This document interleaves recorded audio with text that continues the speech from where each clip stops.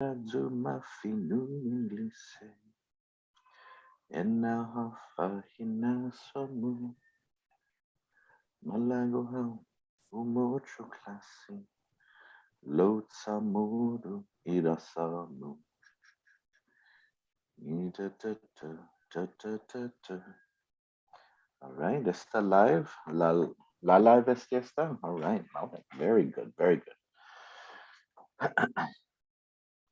All right, buenas and hafa de todos. Hamzu bueno huzungistigi un otro episode Fanachu. This is another episode of Fanachu. Guahui host mizu tatlu si Michael Lujan Bavakwa. I'm once again your host, Michael Lujan Bavakwa. And on Fanachu, for those of you who are fans, longtime followers of Fanachu, you know that we like to tell stories, especially from the Chamorro perspective, which may not have gotten a lot of attention before. These might be stories, you know, that come from the community, the grassroots, not put in history books. And a lot of that comes from stories of Chamorros, you know, speaking out, resisting, protesting sometimes, but being true to themselves in the face of different efforts by different powers, whether it's the Spanish, the Japanese, even the United States, to separate them from their culture, their land, and so on, their language. And so we share over on Fanachu, we share many stories such as this. And it's important to share these stories, you know, because we never want to give into the idea that we are bystanders in our own history, that as things were happening around us, we just kind of let it happen. We always want to honor and give respect to those who said something, those who did something. And so I'm very, very excited to have with me today, Senora Rose Franquez Brown. And so if you can see the flyer there, you'll see the title, Chamorro Column Creates Controversy. And so in 1966, when she was a high school student at Academy of Our Lady of Guam, she wrote a letter to the editor in response to an article, a column from Pipe Dreams by the late Joe Murphy, in which he had said a number of things disparaging Chamorros and the Chamorro language. Basically, and we'll take a look at it in a moment. We'll say, you know, that he basically said that it was immoral to teach your children to speak their native language, and that it would interfere with them being American. And so, Senora Rose, as a young woman at Academy at that point, at that time in her life, she wrote a letter to the editor responding, criticizing Joe Murphy's position. And if you look in the history, it's one of the few instances when Chamorros publicly spoke out against that type of rhetoric. And so, Senora Hugo Fagredesi Finatomo Paugo, I really appreciate you coming on to Fanachu. And so, can you just, before we get started and get into the controversy, just give us an introduction to yourself, Hadzi Familiamu, you know, anything like that? Rose Franquez Brown. I live in Bellingham, Washington area. Y familia ko familia taitano charo sinanahu sitatahu Franquez. His mother's Paris, and it's supposed to be Gaga and Gobit. So that's my family. I'm married. I have a son. I have grandchildren. And that's it. Thank you, Michael. Hagul mas. And so I wanted to, and so first off, I wanted to give you a chance because what was it like growing up in the 60s on Guam? Sort of, because I think many of the people who listen to and watch Fanachu are from younger generations. And so what was it like in the 60s at that point for a young Chamorro person? And that'll help us understand then sort of the controversy around the column. So put for one. I want to say it was a wonderful experience, but honestly, we were growing up in the American way. That was the push. Academics, social, religious. There was a hanging fruit, which we would call the American dream. And that's what it was like. Our music was the Beatles, TV was Lawrence Welk and a lot of country music. That was the 60s until the Vietnam crisis came about. And then that was kind of like when we were, much older, juniors, seniors in high school, getting ready to go off to college.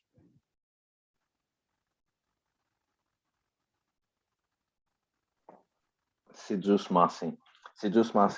Because I think it's important because if you're a young person now, if you go to Kmart, you're likely to hear Flora Bazaquan playing while you're in Kmart here on Guam. But then when you were young, it was, very different. Yes, and it reminds me about we didn't speak Chamorro.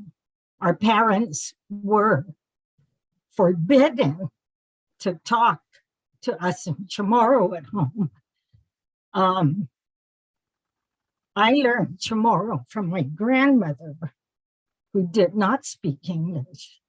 But growing up in the 60s on Guam, I don't remember any cultural dances or Guam history.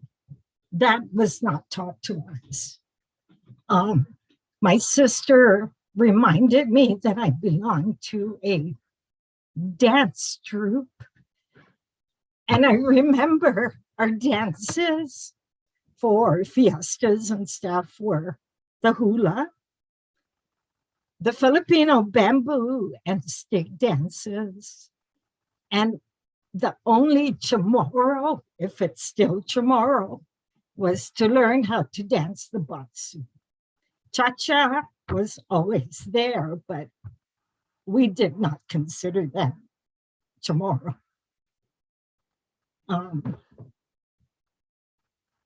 That's what I remember. No, Sijus Masian.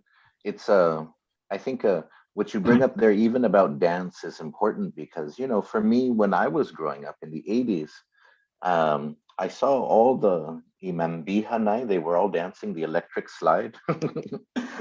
And because I think they were teaching them that maybe at the senior centers and stuff like that. And so for me, but the thing though is that Chamorros can enjoy doing many dances, but it wasn't common for them to say that these are our dances.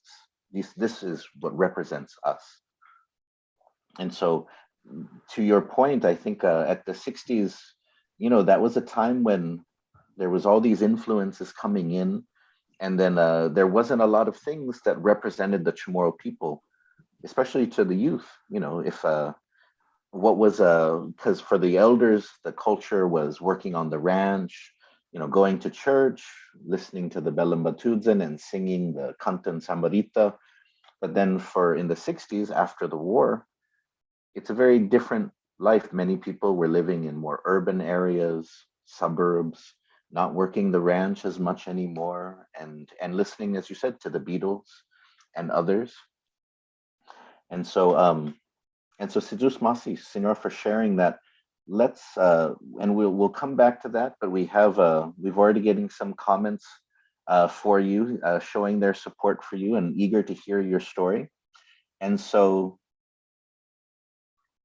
let's and for those of you watching, I went into the PDN archives and I found some and I found some images from the 60s at Academy that were in the Guam Daily News. And so we can definitely ask Senor Rose about some of those. But so this is the column that created the controversy. This column right here. And so for those of you who don't remember, Joe Murphy was a very important journalist on Guam for a long time, connected to the Guam Daily News, the Pacific Daily News. And so, but when he wrote this, he was only on Guam for a year, as he acknowledges. But he decided in his column to speak about the Chamorro language in a very negative way. And so, Senora, do you mind if I read a little bit of the column, and then we can, okay, Yeah. and then we can talk about your reaction. So the title, "The Language Barrier on Guam is Serious." I know I haven't been in Guam a year yet, so I'm not supposed to make any critical comments about the island or the people, or they will either insist that I get tossed off to Lover's Point or be tied on the beach to be devoured by fruit bats and coconut crabs. But honestly, I can't sit back and see the single most detrimental thing about the island happen without lodging an indignant protest. I would have to be morally sick not to say anything about it. I refer to the Guamanian custom of speaking Chamorro in the homes. Frankly, I have to ask the parents just the question, where are you going? Are you sincere about being an American? Do you honestly believe that Guam will become a separate state with a separate language? Or if you believe the opposite, that Guam will continue to be an integral part of the US, then would you consider the logic in having a separate language? And so you can already see, some people are already sending angry face emojis or crying face emojis, because this is, and I want to remind everyone, this is written in 1966. I apologize because I accidentally posted something that says it's from 1969. But and in 1966, unfortunately, this type of ideology was very common. As Senora Rose mentioned, her parents, my grandparents, had been told not to speak Chamorro, had been punished for speaking Chamorro. And so that idea of getting rid of the Chamorro language was already part of the infrastructure on the island. And so, Senora, when you read this, take us back to 1966. I feel like I am a radio announcer, Casey Kasem. In 1966, the hits were this. Joe Murphy was writing Pipe Dreams. But so take us back. When you read this, what did you feel? Where were you at? Like, who did you talk to? I was a bit outraged because some of his words were really strong, and coming from someone who has a lot of influence as a newspaper editor. Single detrimental thing, and that he had to, in his opinion, had to be indignant and protest about it. Those words it struck a vein, and it struck a vein because we couldn't converse in Chamorro at home. Mom's cooking, Dad got home from, work, and we hear them speak Chamorro to each other, and we're all like, okay, what's going on, right? And there was nothing ever negative, but as kids, we used to think, okay, who's going to get in trouble today, right? Mom and Dad are speaking Chamorro. And my grandmother came to live with us after Typhoon Karen. She did not speak English. And I was always in Biriquera asking questions. And I used to ask, what is wrong with speaking Chamorro? And the answer that they pumped into their heads, I think, was because you're going to be Mudora. Teniki Mudora ho, right? And so when I read that first paragraph, I just sat down and started making notes, not thinking I was going to submit it to the PDM, but That's what that first paragraph hit. Oh, si jus masi, si jus masi. And what did you think about his logic that he brought in here? So he was saying, for example, that in Milwaukee there was lots of Polish people, but then Polish language went away. Maybe just a few old people speak it, but now it's gone. And then he said, here in Guam, he said, this is home and the Americans are the intruders. And then he says, but the Guamanians asked for and accepted American citizenship.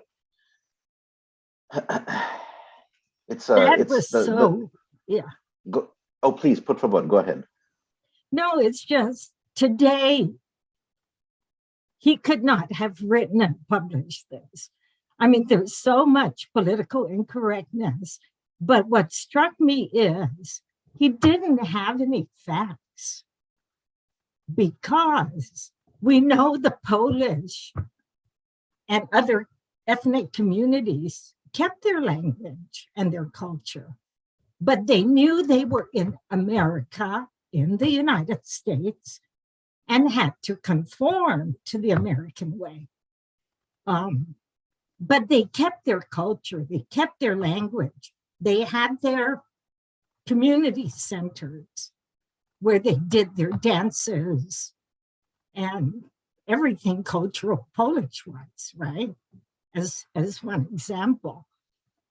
But then when he said we asked for it, I'm not up to Guam history, but I know we did not ask for it. We belonged to them since 1898, right? Again, so that, that was real provoking. Again, it's a little more complicated than that, and yeah, and it makes you wonder if how many Chamorros, if they had known that the deal was you have to give up your culture and your language and your land in exchange to become part of the U.S., would they have agreed if they had known that that's supposed to be the deal? But you're so right. And then he says. But yes, Michael. Please go I'm ahead. Sorry. I heard this morning the sad news that attorney Speaker Ariola passed away.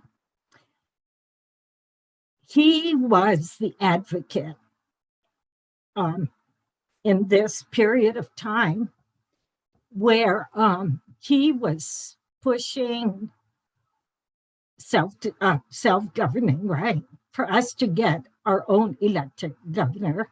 So he and the other senators at that period really promoted and communicated with youth leaders in the different schools in Guam to push to not have to do everything the American way, because we did not ask for it. And so, may he rest in peace, but he was one of the progressive leaders at that time. Okay. And let's move into your response. And so you said that you had started to kind of write up some stuff, think about some stuff. You didn't intend to submit it initially, but so talk us through what happened. How did this end up in the newspaper?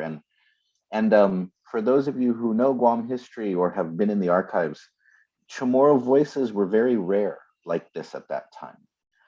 The Guam Daily News featured a lot of news from the United States and elsewhere in the world, but it had very limited local coverage. It was really just about telling you what's happening in more important places than Guam. And so your letter was very rare. That type of commentary was very rare. And so how did it end up in the Guam Daily News? I made notes, and then I wrote this letter. And there were two people who I shared it with. One was my auntie Maria Lane, who's was an educator, and the other was my English teacher, Barbara Cruz. And both of them encouraged me to spiff it up or clean it up and submit it. So I did. I felt I had nothing to lose. And I mean, reading it now, it's kind of, I wouldn't write it that way, but at 15 years old, I mean, I had to say it. No, definitely. And I who has to see Maria, see Auntie, see Mrs. Lane. I used to drive my grandmother and her sometimes to funerals together with my Auntie Margie, my grandma's sister-in-law. And so I remember I used to call grandma and then my Auntie Margie and then Mrs. Lane, and then while she was on island, my Auntie Elsie. Elsie Miller. I used to call them my Biha Brigade because I would when I would go to funerals, I would see some of like people my age at UOG who would be there with like their friends and their girlfriends and their peers, and I would be like hanging around with 3 or 4 old Chamorro ladies. But your auntie Maria was such a sweetheart. And so, okay. So then they encouraged you to spiff it up, and so talk more, share more about it, and then you feel free to also read. I have it on the screen here, so people can check it out. Would you like me to? No. Would you like me to read it? I think. If you would like to, put forward. Hogui matgas pogwinai, hogui matgas wini.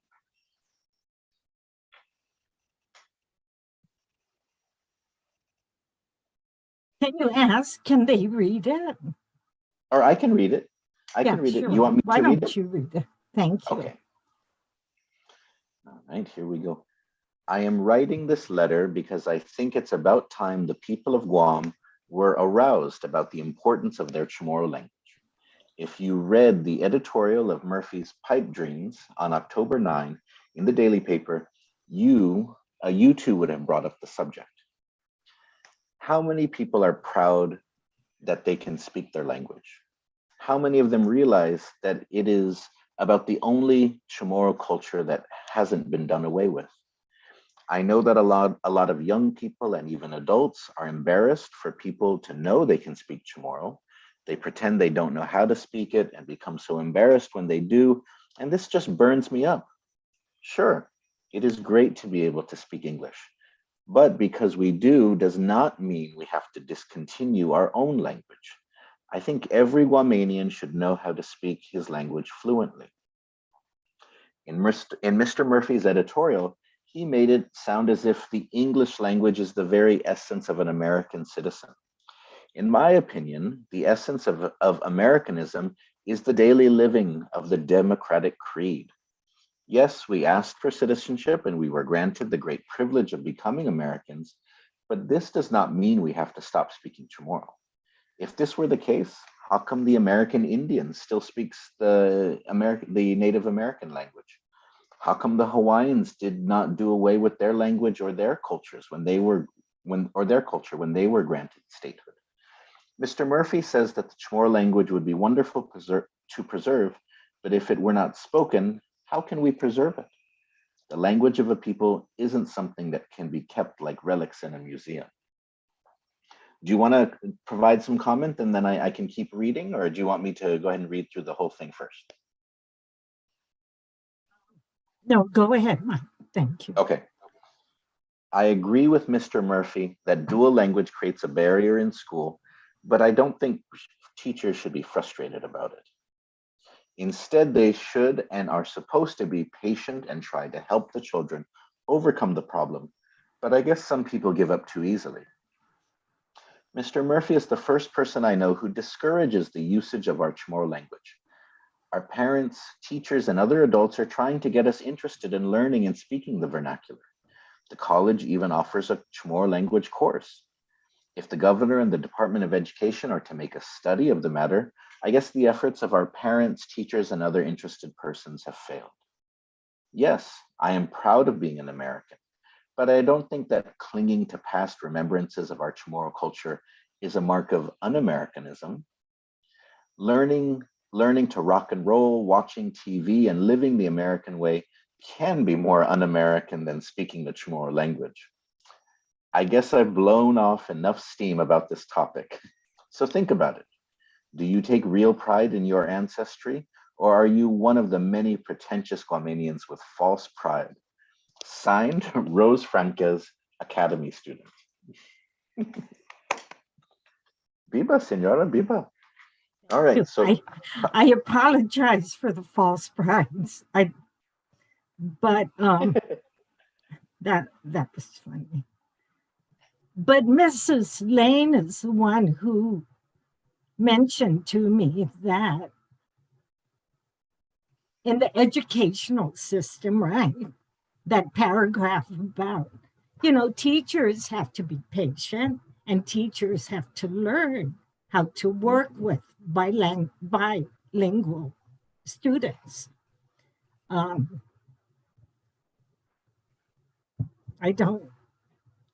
The part about pretending not to speak Chamorro, a lot of us that thought, and later for me, I thought I was very good with Chamorro speaking until I found that I'd be around Chamorro speakers in a conversation. And I get embarrassed myself because I cannot carry the Chamorro conversation without flipping over to English. And you feel inferior. And then there's the other side where they will tease you. Hey, everybody's heard this. Hey, Rose, apling ho kumentus Chamorro, right? And so you're like, oh, okay. That part, I think, was more prevalent with my generation as we got out of high school. Simply because we were never taught the language. No, I think that idea of pretending to not speak Chamorro, it's something that still happens today. My kids, two of my three kids, because my youngest child is only 6 months, but both of them can speak Chamorro, especially my oldest, Sumahi. But a lot of times they pretend that they can't speak Chamorro because there's always this pressure, or especially when, and I guess especially part of it too is being, I guess, my children too. So sometimes people say, oh, if they don't know a word, then somebody says, you should know that word. Your father is Dr. Bavakwa. And my kids are just like, oh, just bury me. I'm done. And so, but that's the thing, is that if a language isn't healthy, it's not being used across generations, then those types of stresses prevent the language from being passed on. Because like you said, if you feel pressure, like, oh, people are telling me I don't speak Chamorro well enough, then I shouldn't speak it then. I'll just speak English instead then. And so that's something that still we have to be careful about nowadays, is that if somebody is learning Chamorro, then we have to be gracious and helpful and understanding, instead of just wanting to tease or put down, because nowadays everybody,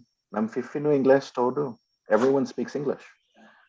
And so so everyone that you prevent or deter from speaking Chamorro just means one less person speaking Chamorro.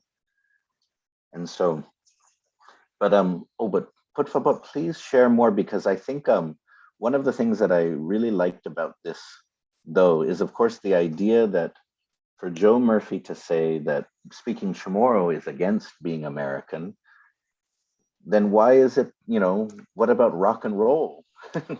There was people who were saying that rock and roll was being anti-American, right? Or there's all these other things, right? So why is it language?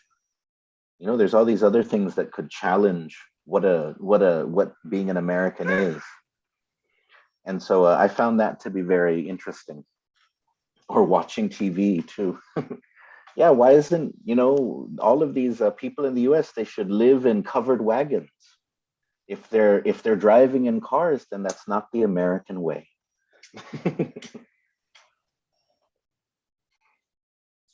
But por favor, señores, share more, and then we've got plenty of questions that are coming in, and also support for you. A lot of people are feeling very inspired by your letter.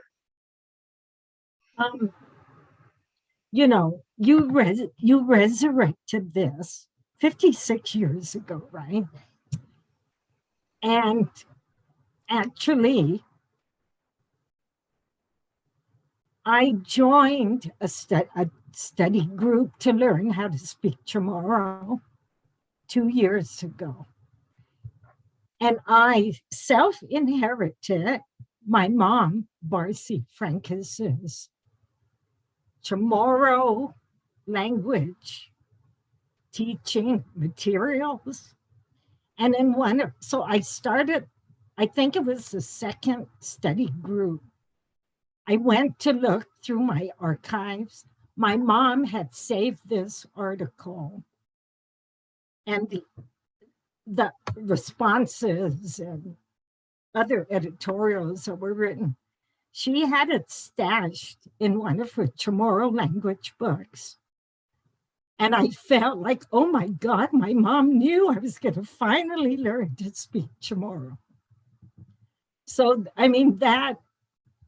it touched me because I forgot how important it was for me that many years ago to push, to learn how to speak it.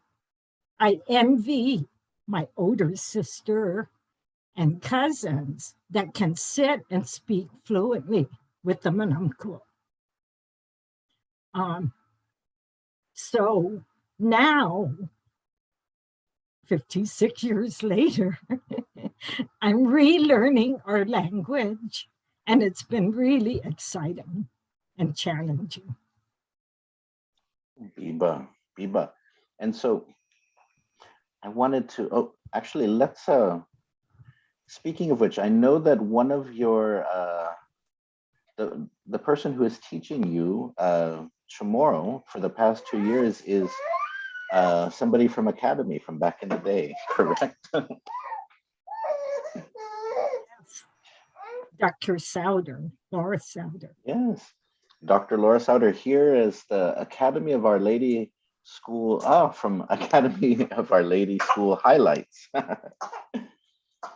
And so I found a number of, I did an online search in the archives for the Guam Daily News for Rose Franquez, and then found a bunch of stuff.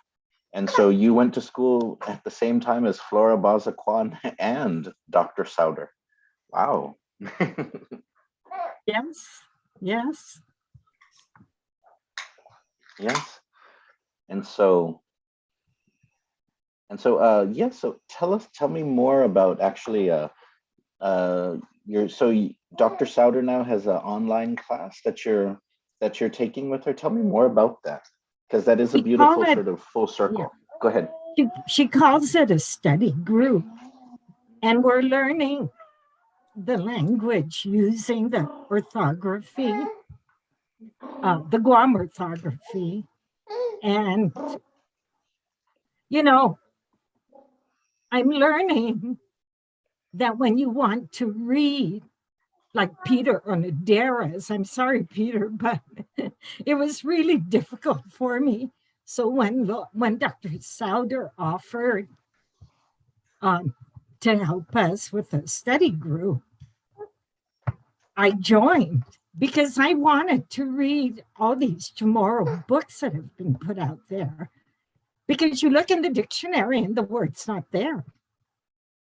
Because I didn't know yet to find the root word, right? With all the affix and prefixes and etc. that we add. So that's where I am today. And, Dr. Souter does not promote that she's an expert. So she teaches us a lot about the history of our language and just historical facts that help us understand how some of these words have been put together.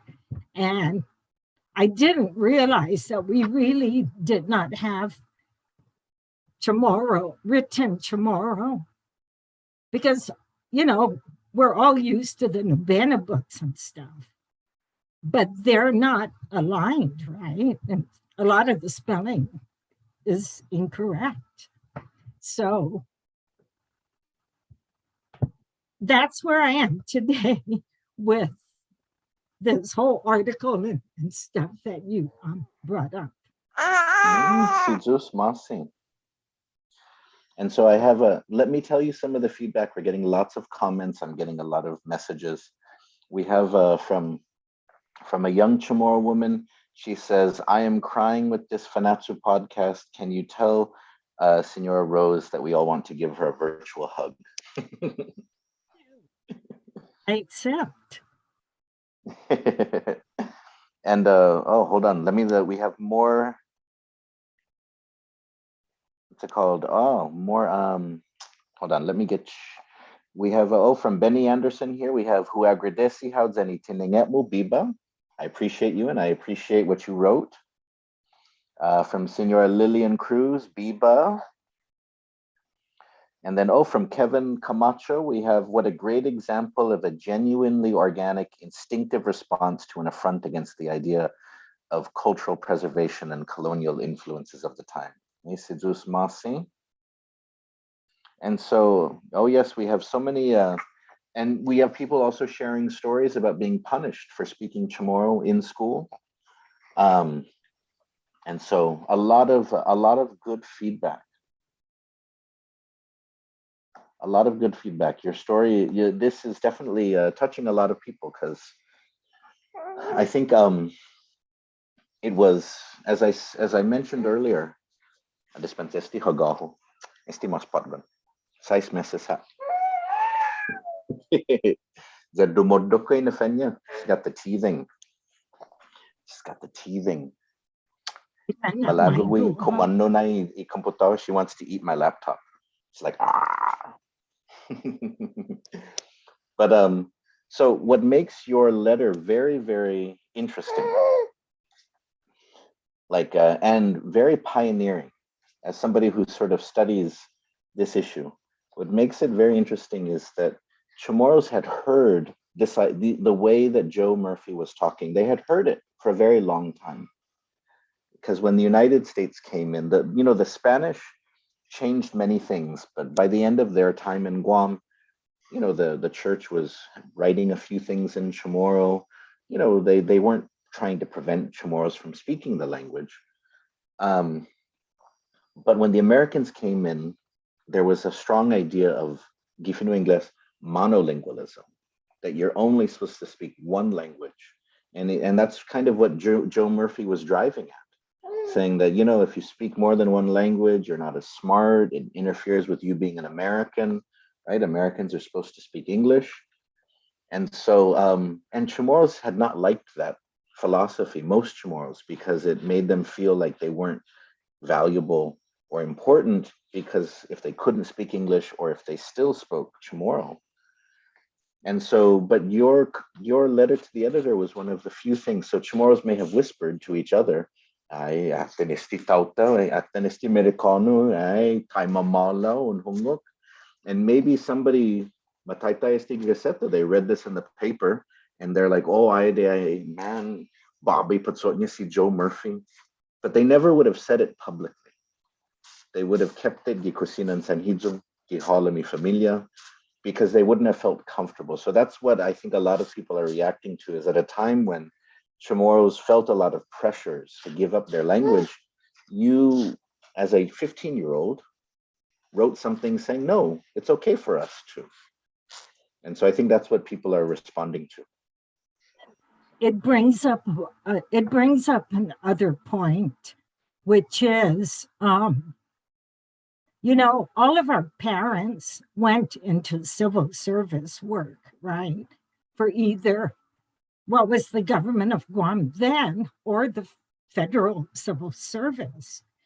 So somebody mentioned to me that they were proud I wrote this because they couldn't speak, because they're working for Uncle Sam. And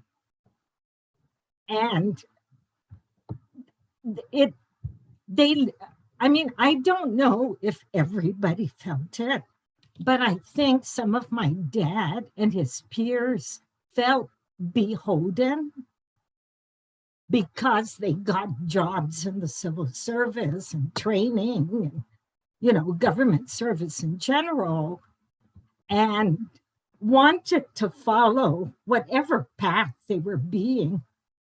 The propaganda was out there, right? And so I got away with this letter because I was 15 years old.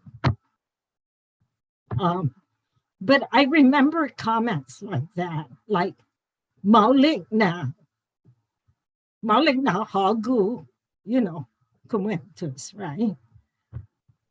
Because they could excuse me, of course.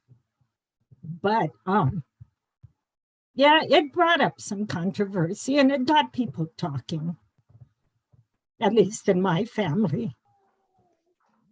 That's good. And we should and actually Joe Murphy had a response. Yes. He had a response. And so how did you feel when you saw his response, where he seemed to step back, or as they say in English, walk back? He walked back a little bit about what he had said. I didn't believe it. It's like, oh, okay, pat us on the back. That's it.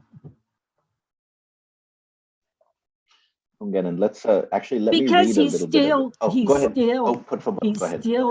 He still did not have any facts to maintain that when youngsters grow up using two languages back and forth, you're going to have problems educationally. No. And he says, and I think this can be proven. I don't think so. Denuncio, Senora. You're correct. It has been proven. I think one of the things that Chamorro struggled with was that the language was in a half state, right? So that was part of the problem, is that you were learning Chamorro from your family, but your family wasn't using it directly with you, and they were often telling you to respond in English. And so, but what studies show is that if a child speaks multiple languages fluently, then the child tends to perform better than children that only can speak one language. And there's a number of different reasons for that. But Joe Murphy and others were simply just assuming that because you only have one brain, you should only speak one language. And so let me read a little bit from his walked back, his response after he got some feedback, including your letter to his editorial. So he says, my article Sunday on the Great Language Barrier has caused quite a stir. And as in any controversy like that, nobody seems to be neutral. At least 3 teachers that I know of have had their youngsters writing themes about the language problem, and I have copies of them. They are interesting, and surprisingly enough, most of the youngsters agree with me that trying to learn both languages at once is a handicap. My goodness. But I have caught all kinds of holy Ned from I don't know that phrase, holy Ned, but I assume what it means. Holy heck, holy hell, from the Guamanians who think I am slighting their heritage. knocking their culture, etc., which really isn't true at all. And most of all, I certainly didn't intend to cast any aspersions on the citizenship status of the Guamanians, who certainly earned that right after years of bitter Japanese occupation, more than most Americans. And so, yeah, he tries to walk it back to argue that, but the thing is that if you are, it's a learning, I think he misunderstands that if you speak Chamorro to your children from when they're young and then they go into school, they're not going to be prevented from learning English. That's one of the sort of the myths that a lot of people had. So, but yes, your thoughts on sort of Joe Joe Murphy's response.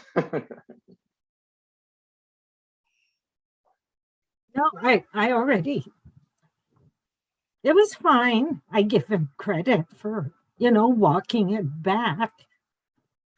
But the thinking is or was still out there because we still have challenges today about trying to not make our language go extinct. Again, very true. Very true. Oh, some people are asking if I can put the editorial in the, I'm trying to figure out how to do that. I would love to paste it into the comments, but I'm not able to on Facebook. Dispensadzo. And so, but yes, if you have any questions, we have about 15 minutes left for this episode, but if you have any questions for Senor Rose, por favor, please type them into the comments or message them to me. But yes, I found a lot of I found a lot of pictures of Rose when she was at Academy because the Guam Daily News had regular sections of talking about the accomplishments of Academy students. But so it wasn't only us because, Senator Frank Santos and Speaker Ariola, that group of senators, they organized a youth group made up of students from all the high schools, public and private. And this is where I met Fred. So we would be in charge of planning youth activities. Oh, wonderful. And it's important that you reminded us about sort of what it was like in the 60s. Because at that point, Guam was not electing its governor. There was elections for the legislature, but the governor was still appointed by the White House, by the federal government. And so people like who you mentioned, like Kin Ariola, who just passed away, they were pushing strongly for the idea that Guam should be able to elect its own governor. And I can imagine that some people saw Joe Murphy's editorial as being similar to some people, especially from the States, who argued that Guam shouldn't be able to elect its own governor because the people weren't ready, or the people weren't politically mature enough, or they still hadn't given up their culture and their attachment to the land, and so they couldn't have this democracy. But yes, so I thank you for bringing up the now late Speaker Ariola, because him and his generation really felt that sort of that next step of self-government needed to be granted. And so let's see here. We've got okay, so we have a comment from Robert Underwood, who is a champion of the Chamorro language, and he says, Rose, for your efforts, it was courageous. The thinking of the time was rampant, and not just outsiders, but by Chamorro leaders themselves. And so he reminds us that what Joe Murphy said, there were Chamorros who also believed that as well, that don't speak Chamorro because it'll get in the way of their English. And we have Francisco Regis, who says, I can relate to this. I have spoken Chamorro since I was a toddler, but when I was in school, we were prohibited from speaking it. I have learned, but but minus many words still. I struggle to write and spell, but I can speak, and I will speak it to my children as well. Sidzus Mase for the podcast. And so now we should as you mentioned, this was 56 years ago. And so and I know that some people have been critical in the comments about Joe Murphy, but this was when he had been in Guam only for a year. And so did you ever talk to him? Did he after that, or because I know that his ideas changed over time. Yes. When I was editor of the school paper, I did meet Joe Murphy, and he joked about me being a troublemaker.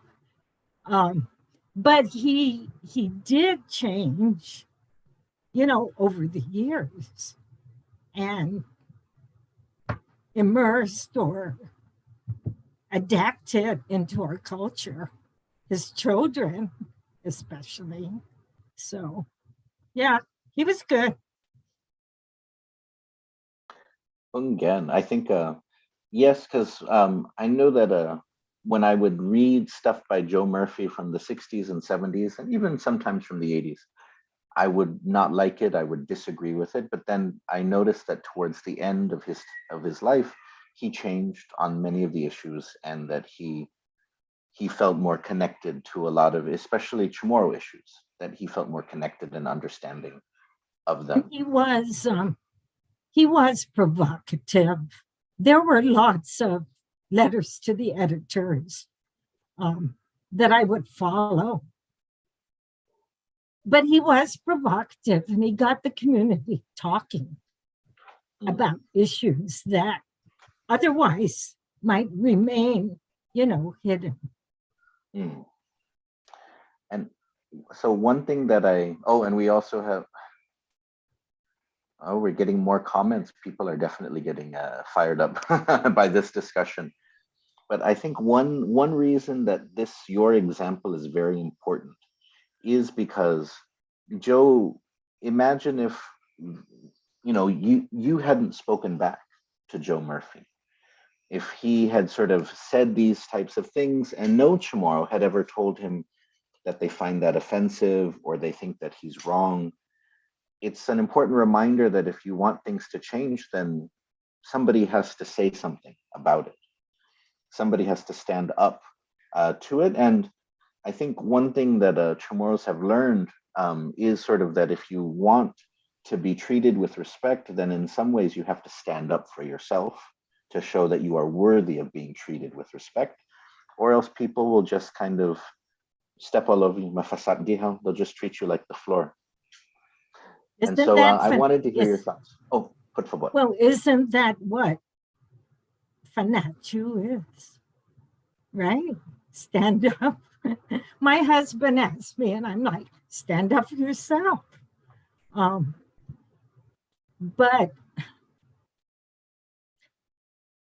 I would think that other people approached Joe Murphy about that pipe dream. So that might have helped him take it back a little bit, because, he was new to the island. So I'm sure he got flack or something about his article. And it was unfortunate that maybe people just of his generation or my parents just couldn't speak out publicly. And, Joe Murphy did contribute to our island. I mean, he lived here, 30 years, something like that. So he made his contribution. Hungen. Are there any final comments or questions for Senora Rose? Hugo Fagredesias, I really appreciate this. We met over Facebook, and then it was funny because I asked, are you the Rose Franquez that wrote a letter to the editor in the 60s getting angry at Joe Murphy?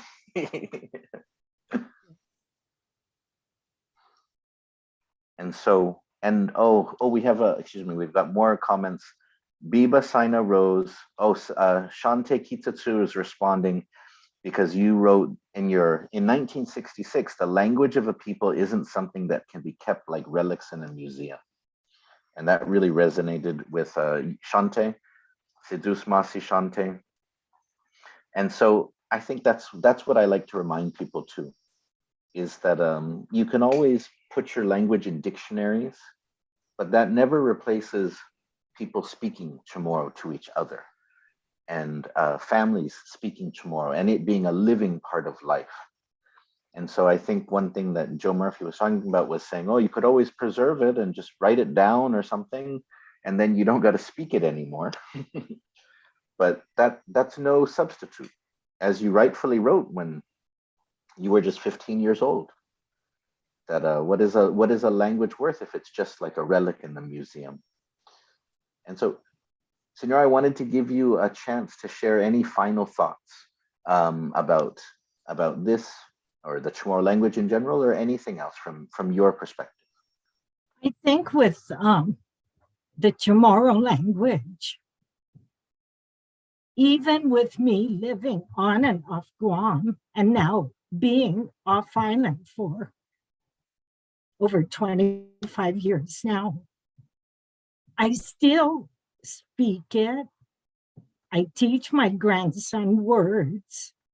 So don't give up. Even if you're appling or not spelling it correctly, talk it, say it, find somebody to talk to. And people online and Michael's classes will get you quite a ways into learning how to spell so you can read. That's it. Don't give up on it. Just keep going. Biba, Ungen, Engen Guaha Minalago, Guaha Nina Sinya Shemprin. If there is a will, there is a way. And I de tatlo si Diyos masi, Senora. Thank you so much. Thank you. Ungen. And no hamzo todos ni umeega por umeekong lo que este programan pagru si Diyos masi no hamzo lo que este gifanakpo un otro na episode. Fanachu, adios. Este ki manat lihit tatlo. Hasta. There's my nanny in the background. Adios, Senor. Si Diyos masi tatlo. Adios, fine. Thank you.